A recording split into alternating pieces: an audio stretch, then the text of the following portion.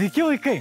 Pačiam kalėdų įkarštį susitariau susitikti su lietuvišku kalėdų seneliu Kalėda. Anksčiau jį vadindavo Dzieduliu.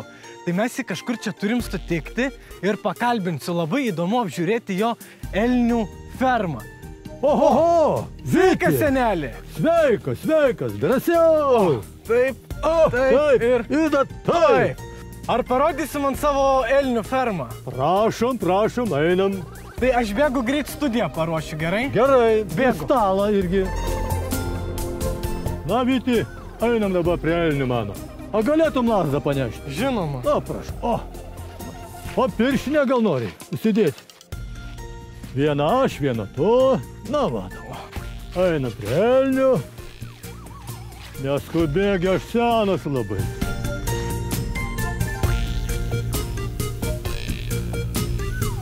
Sveikas, senelė. Sveikas, Vyti. Sveiki, vaikai. Matot, aš su tikru seneliu Kalėda. Kaip sekasi tau? Oi, Vyti, puikiai sekasi. Kaip ir visada labai laukiu Kalėdų. Bet šiemet nutariau anksčiau pasiruošti. Elniai jau užaugo, pasiruošę keliauti po Lietuvą, išvežioti dovanas. O ką aš veikiu? Aišku, skaitau vaikų. Senelio, o tai kuo skiriasi tavo darbas anksčiau ir dabar? Na, Vyti, kaip čia pasakyti, ir skiriasi ir ne. Visais laikais vaikai laukdavo dovanų. Anksčiau būdavo, einu per kaimus su persirengėliais. Ką aš duodavau vaikams? Obuolius, riešutus, ir visi patenkinti būdavo. O kaip ir tu matai. Šiau lietuviai eglučių nepuošdavo. Jie paimdavo šakelę arba kadagio šakelę, pasikabindavo namuose ir užteko. Vėliau iš šiaudų pradėjo pinti sodas. Jų vidurį pakabindavo raudoną obuolį. Tai lyg ir grįžtančios saulės simbolis.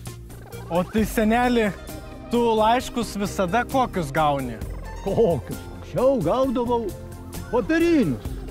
Vaikai rašydavo, skaitydavo, o dabar siunčia visi elektroninius laiškus. Todėl buvau priverstas įsigyti kompiuterį ir išmokti jo naudotis. Tiesa, Vyti, o aš pasiėmiau pernykščius laiškus, niekur tavo laiško neradau. Tai gal neparašei? Senelį rašiau, taigi aš tau rašiau elektroninį laišką. Ir ačiū, gavau viską tą, ką norėjau. Nu tai smagu, kad gavai. Būk ir toliau toks smalsus ir džiugus. Gerai, dar galiu pamaitinti. Gali, ir aš va. Na, Rudolfai. O. Seneli, duok žaibą, ačiū, labai įdomu buvo. Prašau.